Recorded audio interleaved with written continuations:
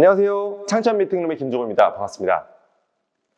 직장 상사가 나에게 야, 사표 써! 라고 했다면 어떤 느낌을 받으실까요? 직원이 이 말을 듣고 회사에 출근하지 않았다면 사직한 것인지 해고된 것인지 모호할 수 있습니다. 상사가 직원을 질책하다가 홧김에 우발적으로 내뱉은 말일 수도 있기 때문이죠. 이에 관한 최근 대법원 판례가 있어서 소개해 드리려고 합니다. 대법원은 한 회사 간부가 직원을 질책하는 과정에서 사표 써! 라고 말한 사건에서 별도의 서면 통지가 없었더라도 직원을 해고한 것으로 봐야 한다고 판단했는데요. 구체적인 내용은 다음과 같습니다. 당사자 A씨는 2020년 1월 9일에 한 전기 버스 회사에 입사를 합니다. 그런데 A씨는 같은 달 30일 오후 3시 출퇴근 버스를 운행하도록 돼 있었는데 무단 결행을 했고요. 다음 달 11일에도 업무를 무단으로 빼먹어서 다른 직원이 대신 운전하는 상황까지도 발생을 했습니다. 그러자 회사 관리팀장이 한 달 뒤죠. 2월 11일에 A씨를 질책하면서 야, 사표 써라 라는 말을 수차례 반복합니다. 그리고 이 과정에서 A씨가 가지고 있던 그 버스 자동차 키도 이제 직접 회수를 했죠. A씨가 법원에 제출한 녹음 파일에 따르면요, 그 당시 관리팀장은 A씨와 말다툼을 벌이다가 야, 차에서 내려오라니까? 라고 말했고, 이에 A씨가 뭐요? 지금 나 해고시키는 거요? 라고 물었고, 관리팀장은 그만두라고, 사표 쓰고 가라니까? 라고 답하고, 그 다음에 A씨가 다시 그러면 노동부에서 봅시다 라고 말했고요.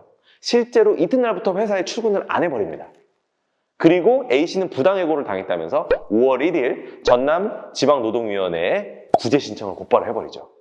그러자 회사 측은 같은 달 18일 무단 결근에 따른 정상근무 독촉 통보를 보냅니다. 회사 측은 통보문에서 회사 관리팀장과 관리상무가 귀하의 근무 태도에 대해 질책하는 말투로 출근하지 말라고 한 것뿐이었다 라면서 성실한 근무를 해주라는 의미였고 해고의 의미는 아니었다라는 입장을 밝혔고요. 이에 대해서 A씨는 무슨 소리냐, 2월 11일에 있었던 해고는 부당해고라는 것을 인정해라, 그리고 나한테 사과를 해라, 그리고 복직 통보가 진정성 있는 내용이라는 걸 입증하기 위해서 부당해고 기간 동안에 임금 상당액을 나한테 선지급해주면 비로소 복직을 하겠다라는 강경한 입장으로 맞섰습니다. 어떻게 됐을까요? 참고로 말씀을 드리면 이와 같은 노동 관련 분쟁에서는 총 5번의 싸울 기회가 부여가 됩니다. 이제 지방노동위원회, 그리고 중앙노동위원회, 1심 법원, 2심 법원, 마지막으로 대법원, 이렇게 총 5번을 싸울 수 있는데, 실제로 이 A씨 같은 경우에는 지방노동위원회, 중앙노동위원회, 1심, 2심 법원, 이렇게 4번의 법적 분쟁에서 모두 패소 판정을 받게 됩니다. 즉, 해고의 의사표시로 볼 수는 없다는 것이죠.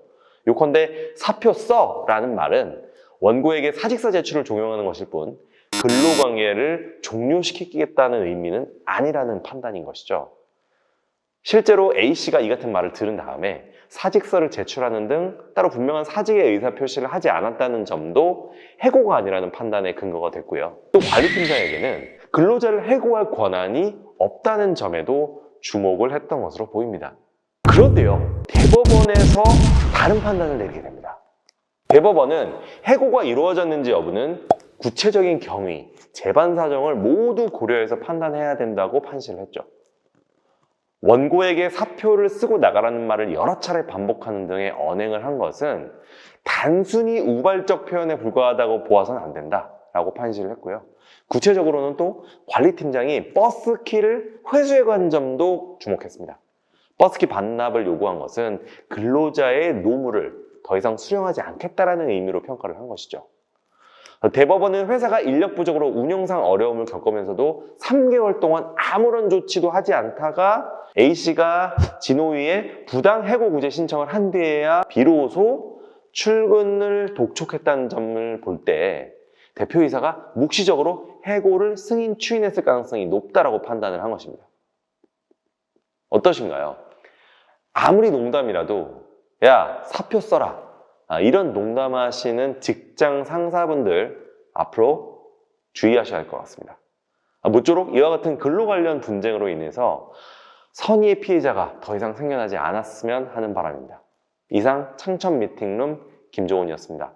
저는 또 알찬 내용을 가지고 여러분들 찾아뵙도록 하겠습니다. 감사합니다.